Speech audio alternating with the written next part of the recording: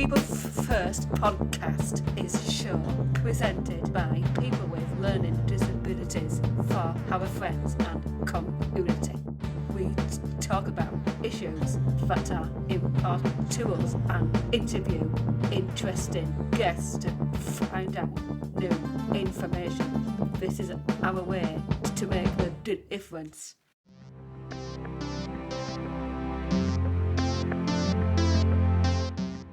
On this week's episode, we are talking to Simon Duffy from Citizen Network, who will be telling us about what they do and how they help in the community.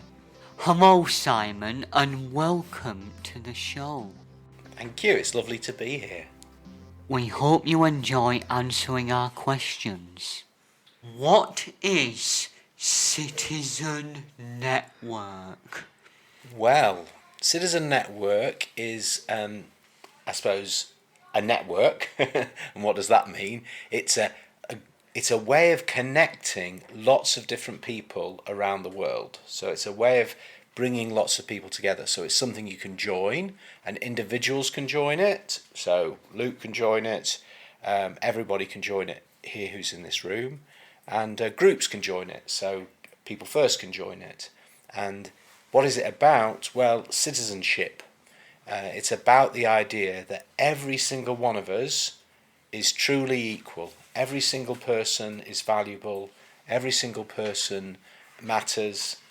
And the differences between us, that some of us have got one colour skin and some have got another colour skin, and some are men and women and some are others, and that all of the different differences and disabilities are brilliant and beautiful, and that's what makes a great world, welcoming all the differences. That is very interesting. How long has the network been going? How's it start? Yes, so a good question. And like every question, when you ask somebody, when did something begin? When did something start? You end up having to go back earlier. So I'll make this a little bit personal. For me personally, Citizen Network isn't this old, but for me personally, in 1988, I visited an institution where people with learning disabilities were, well, I'd say incarcerated, imprisoned. And that really changed my life. So from that time onwards, I've been working on this idea of everybody should be a citizen. Everybody should have rights. Everybody should be able to play their part in the community.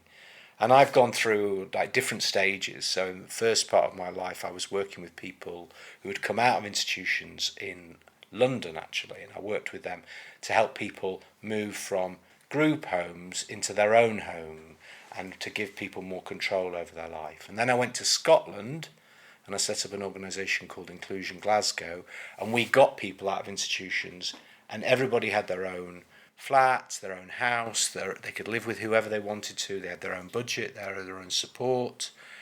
We invented this thing called an individual budget, which meant that everybody knew what their own budget was. And then for a few years, from about 1999 to 2009, so that's 10 years of my life, I really went on this crusade around personal budgets. So I was saying everybody should have their own personal budget for social care and healthcare and education and da-da-da. And that was kind of exciting and a bit maddening. And then, so I'm sorry this is a rather long answer to your question, but in 2009, a bit grumpy about how many of these ideas had been implemented by government, I thought, well, what maybe the world needs is a kind of think tank, which is a way of saying, like, where are all the good ideas? How do we share those good ideas? And why don't we listen to the people who are really creating good ideas, like you are? This is a brilliant thing you're doing. You've created your own podcast here in Keighley as a People First group. How brilliant is that, right? So people need to know that's going on, that's exciting. So I thought, let's share those ideas. But I think a couple of things happened. That still works. We still have this think tank. But in about 2015, two very important people to me started to talk to me about something else. One of them was my wife. She said, "You're travelling all around the world, talking about these things, but Simon, maybe it's more important that people just connect. It's not really about you travelling, it's about actually just helping people connect." And the second was with my friend Kate, and we were sitting on the other half of around the world. We were sitting in Vancouver at a big conference about personal budgets, really. And she was saying, what are we going to do about the fact that these brilliant ideas, not just things like personal budgets, which are just kind of gubbins, but the real important ideas like inclusion, like community, like citizenship, what are we going to do to get people excited about those ideas for decades into the future? So we thought, well, let's try and create a kind of new way of doing things that connected people but also celebrated these ideas for the 21st century. So that was a very long answer, so I do apologise, but it's a very important question to me, I guess. It's what you said, isn't it? Thank you. It's just indeed. Could you explain your job to us? Well, my first response might be no, but mostly because I'm sometimes a bit confused about what my job is. Don't worry. But I can have a go. It's a bit complicated, I've found, because at the moment I've got at least 3 jobs, and that's probably Busy not man, very though. good. Yeah, sorry. Busy man. A busy man, yes. But that's why I was quite pleased to come to Keighley and be with you. Well, yes, we want you to come. I could escape from some of the madness. But my 3 main jobs are, well, let's start with Citizen Network. So I have a ridiculous title, and this isn't my fault. All right, so my job title is I'm President of Citizen Network. And that sounds crazy, doesn't it? Like president. That, Simon, is No, not you thought that ridiculous. That is brilliant. I'm honoured to hear that. This is, we are honoured. Well, thanks, Luke. But the reason I'm called president is because one of the things we set up to support Citizen Network is what's called a cooperative. So that's a kind of business where different people come together to cooperate, to share. And it's actually based in Finland, where we've worked. And the Finnish co-op law says that you need a president. So the word president comes from that system. So that I'm meant to be kind of guiding Citizen Network into the future. That's what my role as president is. But I have 2 other jobs. One, as well as Citizen Network, the organisation I originally set up in 2009, which was called the Centre for Welfare Reform, is now called Citizen Network Research. That's this thing called a think tank. So that's still a big part of my job. I write stuff, we publish other people's stuff, we do projects, we do research. At the moment I'm working hard on a project to try and get in South Yorkshire local government and health to think about how could we think more about neighbourhoods, small communities, rather than doing everything at a big scale. So there's quite a lot of very practical things that I'm doing with that hat on, and that I'm called the Director of Citizen Network Research, and basically I'm running a very small company, and my wife owns that company with me. We own it together, and we work with lots of different people. And the third job I have, which also has Citizen in the, I'm the chair of Citizens Basic Income Trust. Now this is a different organisation, but it shares many things. But it's a group working for a very, very specific change in the world. It's basically saying everybody should have enough money, and you should get that money, and you should have control over it. So this isn't like personal budgets, it's for everybody. You should have enough money to live so you can go to the shops, buy the food you need, turn your heating on and not be cold in your house, pay your rent. Everybody should have that. Absolutely. So that's part of this work, is also about trying to push for these political changes as well. So those are my 3 main jobs, Luke. Simon, Don't you very are a busy man. And that is... I just want to say just briefly here, we don't like this situation with money we're in now. We wish it was over. We wish there was a way out of it. Yeah, this country in England and the UK has become very strange and very punishing. And we don't want that. We need more. We don't need this. We were never like this before. No, I agree. What type of people did you work with? Yeah. So, what type of I people think do you've we work answered with? that. Yeah. That way. Well, I suppose it's interesting in a way because I have answered a bit, but it probably doesn't make it very clear in a way. And it's a rather confusing thing. I think sometimes people think, look, you should stay in your box. you should carry on working with people with learning disabilities, or you should work with this group or that group, or I think you should do this kind of thing. Whatever work you choose, people think sometimes you should stay there, and that does not. Yeah. Why not change jobs? Everybody's capable of doing that. And I also think we need to mix everything up. Yeah. So yesterday I was in Doncaster, and yesterday I was working with one of my favourite groups in the world.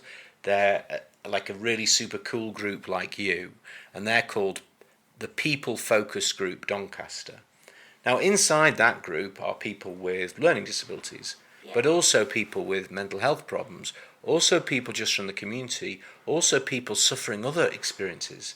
And you know what they've found, which is absolutely gobsmacking, is they've found that if they start to help each other, they become really powerful. And that all the labels people throw at people, oh, you've got a disability, or you use a wheelchair, or you can't see, or all these labels which kind of point out something that might be a bit difficult, forget that everybody's kind of brilliant, that everybody can help somebody, that everybody can do something. And so actually I'm on a kind of mission to mix everything up, and I particularly think that I think that's a good idea. People with learning disabilities, in my opinion, should be the revolutionaries of the new world. That you know better than everybody else how crazy things are. Yeah. And you know that everybody is beautiful. And if we can get people listening to you, then I think that's where the change comes from. What projects have you worked on, and which one are you most proud of? So can I answer this, Luke, just personally rather than in terms of Citizen Network, just for me as Simon? Well, yes, but don't feel uncomfortable. We will take that. We won't take it wrongly. But go ahead. Thanks, Luke. So I think, if I'm honest, what I feel most proud of is the work I did with other people, but I mean it was groundbreaking work to get people out of these institutions in Scotland in the way we did. I can imagine. Yeah, well, I mean, I suppose what I was proud of was what we were doing, nobody had ever really done before, which was we basically just listened to the person. We listened to the person and we asked them how they wanted to live, where they wanted to live. Normally, when these big hospitals are closed, what the system does is say, oh, well, we'll build 5 houses for 10 people, and we'll build a day centre, and we'll do this and we'll do that, and then we'll kind of slot everybody in, drop them into the little boxes, yeah? And we said, no, we're not doing that.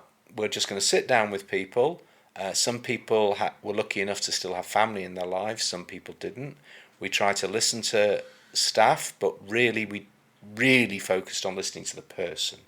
And we were supporting people who sometimes their experiences had been so terrible in hospital that they were angry, frightened. They sometimes, folk who might do something quite dangerous because when they're frightened, you know, and so you've really got to be really thoughtful and listen very hard and flexible, and you had to, and we didn't have much money, so we didn't spend any more money than the hospital was spending with people in the hospital.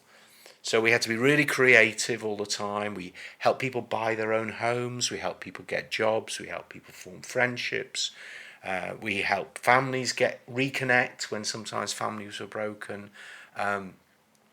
Yeah, I'm just really proud of that, and I'm really proud of the people I worked with doing that, friends like Francis and Emma and Suzanne, and people I know, even though that was like over 20 years ago, I'm still in touch with them, because it was very moving, Luke, you know.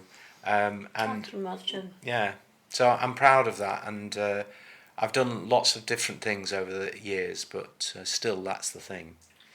And I just want to say, for me, hearing about it, it makes me feel bad it's a horrible feeling to think of those poor people in those dreadful hospitals. That's right, Luke. Yeah. It is. When I first visited an institution, I was just a shock. Like I'd been to university. I was quite lucky. I was quite bright, but I went to a normal school, Durham Gilesgate Comprehensive School. I grew up in Durham, in the northeast of England, and so like I had no experience of disability. And some of my friends with disabilities will say to me, "Yeah, it can't be true, Simon." But it's like there was nobody with a disability at my school. They were all sent off to some special school. Oh my God. Yeah, and there was nobody with a disability at my university, and I was at university for 4 years, never met anybody with a disability. Yeah, so that's like, I'm 22, I think, when I'm visiting this institution, and I've never met with a person with a disability, and the first experience I have is basically a kind of hell. And yeah, it's like that changed my life. You know, you really thought, how have we done this to people? But I must say, the people I met with disabilities in this terrible place were lovely to me. And I left with a funny feeling, like, yeah, the place is terrible, but the people are wonderful. Like, people sometimes with very complex disabilities, but you could see the spirit, even in that dark place, you could see their spirit. It was wonderful. I can imagine when they met you, they thought, right, this is it, we're getting out of here. You were probably the first person that really spoken to in years. Oh, well, I don't know, maybe, but it was, yeah, there's... But it's no parents. Yeah, no, I know what you mean, Jane. You certainly, one of the other things about it was you could see, and actually I don't think staff are not the problem, it's usually management is the problem. But the staff in the place... Don't talk to me about management. Yeah, the place I visited, like, was so badly managed, and in the end they were just, like, completely ignoring what they would call the patients, and they were just the ordinary people. Like, it was like a little factory, weirdly. It was a weird kind of... Yeah, so you might be right that some of the folk just, like... Because I knew no better, I just held people's hands, gave people a hug, talked to people, played cards with people, tried to do whatever I could just to be with people. And but all of that has stuck with me, you know, in my head. Imagine. But those institutions, when you think, they're just awful. They need renewing. What were some of the challenges this network work, and how have you overcome them? Well, it's a good question, Jane. And it's I mean, if I'm thinking just now about, instead of the whole my career, just a citizen network, we started it in 2016. We created the co-op in 2020. So it's still very young, really. And I think it's got all the challenges of being very young.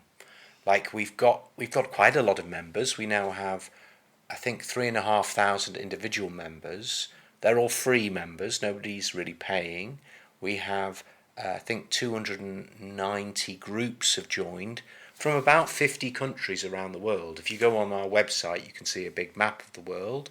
which shows the different places countries have come from. And it includes self-advocacy groups, and it includes groups working on rights for refugees, and it includes many, many different kind of groups who all share our values. So that's good, and we've done a lot of things to, like we've come up with a logo, and we've come up with a mission, and we've managed to get little bits of money out of a foundation that helped us do some work, and we're very lucky. Like, there's a couple of people organisations we're working with who are even donating some money to us to help us grow it. I think our big challenge, really, which is still the main work, is making it what we would say sustainable. We don't really want to create a big flash and a bang. Oh, we're the greatest thing on earth, give us £1 million, and then 5 years later it's fallen over and collapsed. The people, still my wife's very involved, Marcus, who's our chief executive, who's based in Finland, and all of the other people involved in trying to grow it. I mean, our mission is about making this work for the future and making it as easy as possible for everybody around the world. And remember, that's including in places like Africa and India, where people have very little money, but still could feel part of Citizen Network, could still think this is useful. And I don't think we've solved any of those problems. I think we can. I think we've made some progress, but I feel it's like, like it's a child. It's like a toddler. It's moved from being a baby to being a toddler. But a toddler, you have to take a lot of care of, don't you? You run around making sure it doesn't bang its head against things, fall over, fall down the stairs. That's the stage we're at with Citizen Network. It needs a lot more love. We need to grow the community of people who love it and get involved in it. We need to figure out how to make it a strong thing for the future. And we don't know yet, really, to be honest. You'll get there. Thank you, Jenny. I hope so. Well, I hope it will get there. I hope, that you will feel that it's something you can be part of as well. Because, like yesterday as well, I was talking to our Spanish members, and we had one of the self-advocates was talking from England to that group, and we were listening to a Spanish self-advocate. Now, amazingly, I didn't know this, in Spain, self-advocates, people with learning disabilities in Spain, have done a whole campaign, and they've forced the government to create new laws so that everything's got to have easy read versions, right? Right. Now, I thought, wow, that's brilliant. I bet my friends in England don't know that the Spanish have done that. Maybe you do. I didn't know the Spanish have done it, and I've always dreamed of going to Spain for a holiday. Yeah, so if we start to look around the world to find out what people with learning disabilities and other people are achieving, I think one of the things it'll do is it'll lift our sights. We'll suddenly feel like, oh, isn't it, we have a terrible government. Okay, we all know we have a terrible government. But if they can do that there, and they can do that maybe with less money or, not as all the advantages we can, we should be able to do a lot better. Oh, yeah. Why do you think it's important that people with learning disabilities are involved in the community? Right, well, I've got two very good reasons I want to give you. Two very good reasons. I'm going to start with, in a way, the more obvious one. And the obvious one is, well, it's your right, like, as citizens. And all the stuff that you need in life is happening in the community. So if you can't get into it, you can't do the things you want to do. You can't make the friends you need to make. You can't earn the money that you need to make. Like, the community just basically is where stuff happens, where life happens. And so being cut out of it is so dreadful. I mean, in a way, that is what an institution is, isn't it? It's a system for cutting you out of community. There are more extreme versions, like the ones that I was describing, but even today, some of the services for people with learning disabilities are like soft institutions. Come to the day centre, spend all day at the day centre, never do anything outside the day centre. Well, that's not so different from what I was seeing in the south of England, or in Glasgow. You can have a home, but you have to live in this 20-person group home in the back of beyond, nowhere near where your friends are, nowhere near where your family is. That's still going on today. But there's a second reason which is the one I think that's particularly important to Citizen Network in a funny way. Every time you exclude somebody, something in the community that's excluding people dies. The soul of the place dies. Communities that don't welcome difference are a little bit dead. They are dead. Yeah, and so this might sound a bit pretentious, but I just read it recently, and so I'm just going to tell you this. But I don't know if you've ever heard of a Greek philosopher called Aristotle. Yeah. Yeah, so Yes. so Aristotle is one of the great Greek philosophers, and I was reading a book by him the other day, and I came across this thing, and he said, well, basically, a true community of citizens, a true city, is a place that's diverse, that it's made up of lots of different people, and the more diverse it is, the more a true community it is. And the less diverse it is, the more like it is, and it's not a bad thing, but it is not a city, it is not a community, it is not inclusive. It's like a family, like a friends, like a group. Well, we'll all hang out with, but that's not what citizenship is about. That's not human beings at their best. It's just a very limited form of life. So the inclusion of people with learning disabilities in community is the key to real community for everyone. And in a way, the other way of thinking about it is like you are the champions of community. If you're in there, you make community happen. The fact that you're there, and you're a wee bit different to normal, whatever normal bloody means. Sorry for swearing, but you're just that. You might need a bit more help. You might need somebody to slow down. You might need assistance getting in a building. Yeah.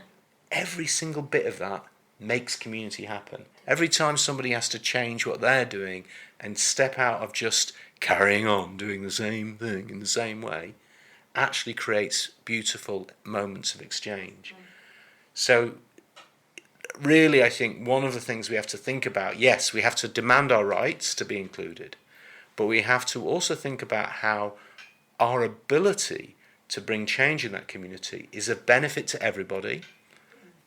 Many people don't realise that, but we can build many alliances as we make those changes, because the experience of exclusion and suffering and having life limits is shared by many other groups, isn't it?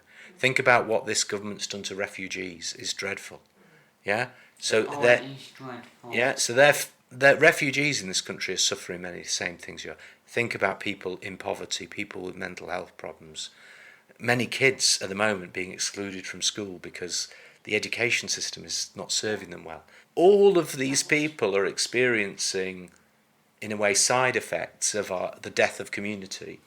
And so we've got to go back in and work out how to bring communities to life. And you've got to be, I'm sorry to put it on you, but in a way you have got to lead that.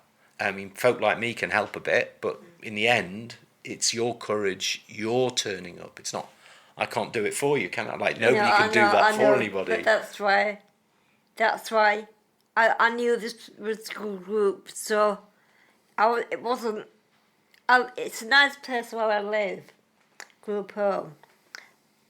But I don't really, we've got our own workshop and we do crafts and things. We've got another centre in Honley. But I just feel as though I wanted enough for the community. Yeah. So, my sister knew Katrina.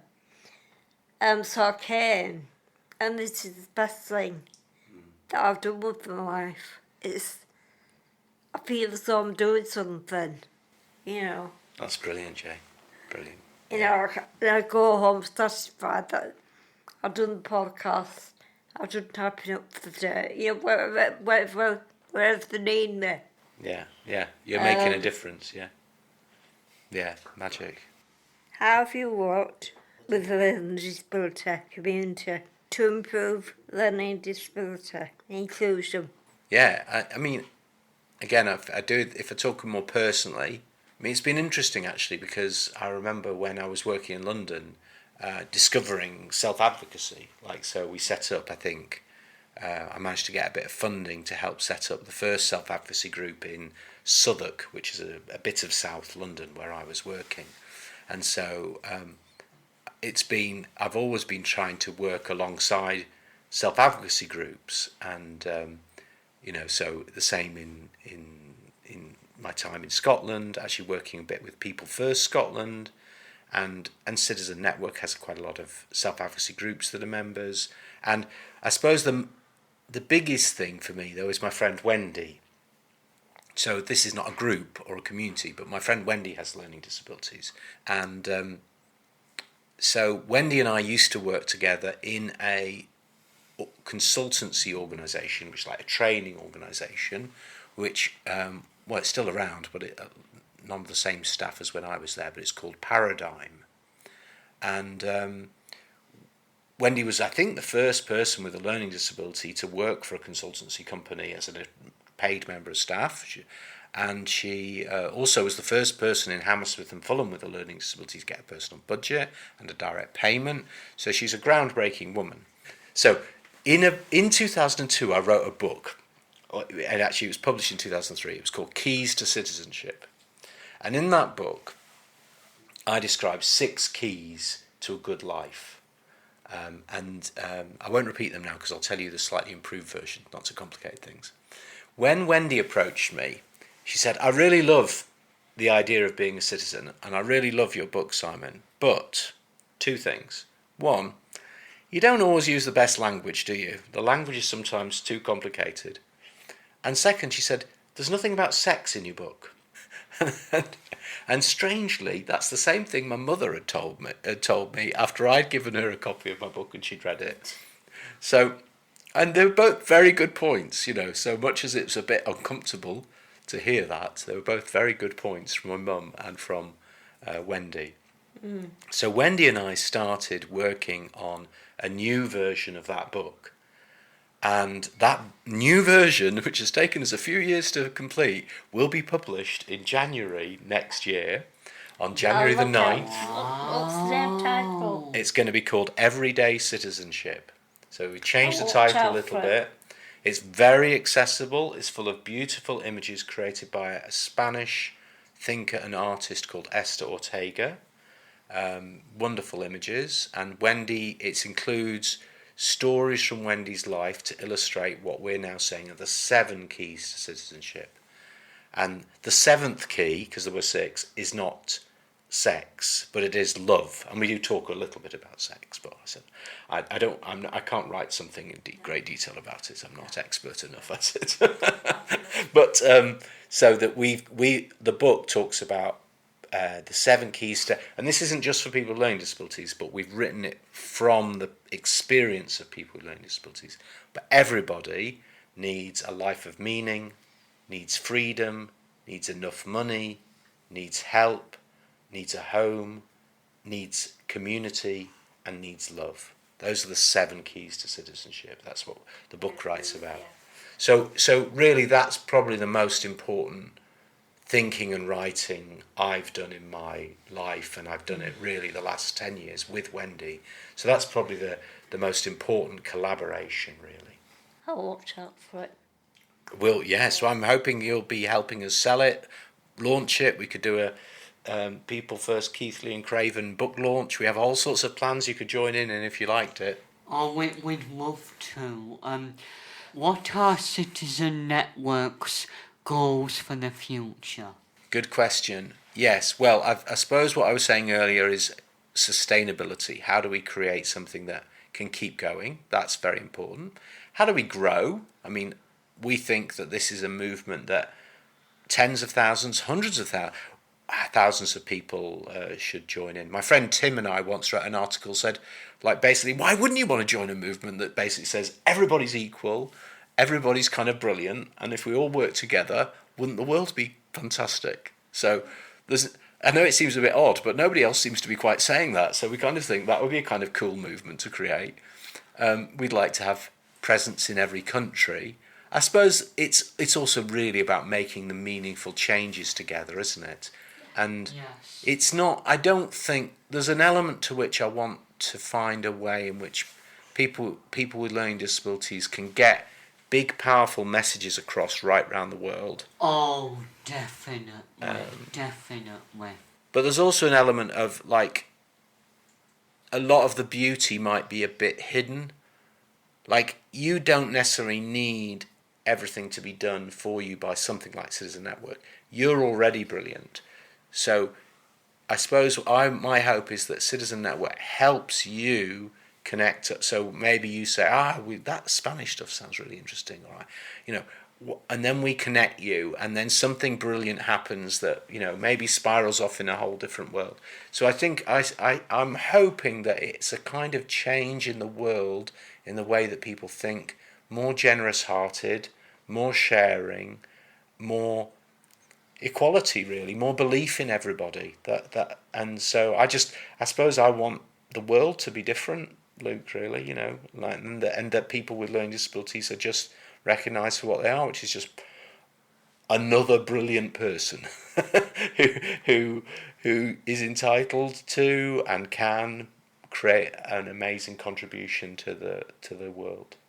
What's your favourite part of your job? Well, I think, funnily enough, it's probably turning up here, not just to Keighley and not just talking to you.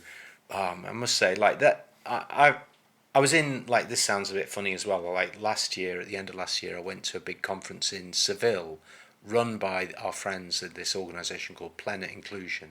It was full of people with learning disabilities from around the world who spoke Spanish. And bear in mind, I don't really speak Spanish. I'm trying on Duolingo to learn some, but I don't. And that must have been amazing. It was amazing, and it's like a paradigm. When we were running conferences, my friend Peter Kinsella set up wonderful conferences, and people with learning disabilities came together, mixed with other people, but they were the dominant voice. Like, I just think it's cool, it's fun. People say such interesting, smart things, unexpected things, connections are made. It's not too pretentious. There's no ego. Yeah. Like, a lot of the time it feels like, even when you're trying to do the right thing with the right people on a good day, it still feels like a fight. And I guess, like, some of these, like today, doesn't feel like a fight. This just feels like joy. So yeah, this is the best part of my job, and other things like this. If our listeners want more information about Citizen Network, how could they get it? Okay, that is probably the simplest question you've asked out of all of them, I think, and the answer is probably pretty normal. We are very much about the website, and that's good and bad, isn't it? Websites aren't really the answer to the world's problems. But if you go on the Citizen Network website, which is citizen-network.org, you can find a button which says join. You can go there, you can sign up, you're a member. It's free, you're a member. You'll get newsletters, you'll see what's going on. If you want to get more involved, you basically contact us and say, how could we do something with you? And then we just start trying to work that out with you. Do you work with, like, is there any courses for, like, newcomers, like any easy sort of, like, volunteering opportunities, or any sort of groups, like, you could get involved with in person? Yeah, well, good questions.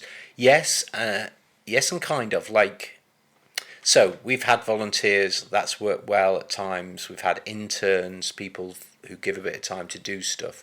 In a sense, because we've got no money, we've got no resources, we struggle to support people. Like, it's like the most delicate thing in a way. What we've done around, what I suppose I would be saying is, like, if People First Keighley is a member of Citizen Network, then you're already a group that's a member. And it's more like, how do you use the fact that you're a member? So it's not like go somewhere else to be part of Citizen Network. That feels wrong. It's more, why come to Sheffield, which is where I just happen to be? You're already here in the community in Keighley. It's what we want you to feel, and maybe we're not working out quite how to do this, is that you're already then part of Citizen Network. And actually, you can turn up and say, we're part of a global movement for inclusion and citizenship. Hey, we believe this, and did you know this, and have you heard about this? So what we're trying to do, in a sense, is like pass the tools, the equipment, the armour out, so that people can create the group where they are, or create the action where they are. Does that make sense, Luke? Yes. That's all. But we've got time for this episode. Thank you for Simon for talking to us about citizenship network and what they do. Is there anything else you'd like to talk to us about before we close the show? No, I suppose I've said probably too much. I bet my answers are a bit longer than you normally get, aren't they? I'd waffle on, but I just want to thank you for inviting me. It's lovely to be here in Keighley, and yes, please do feel you're part of Citizen Network. It's not a them, it's a you. It's all of us. Can I just say, Simon, you've been an honour to have. Have a great end to the year, a great Christmas, and I hope everything goes off well in the new year, and we hope to see you again.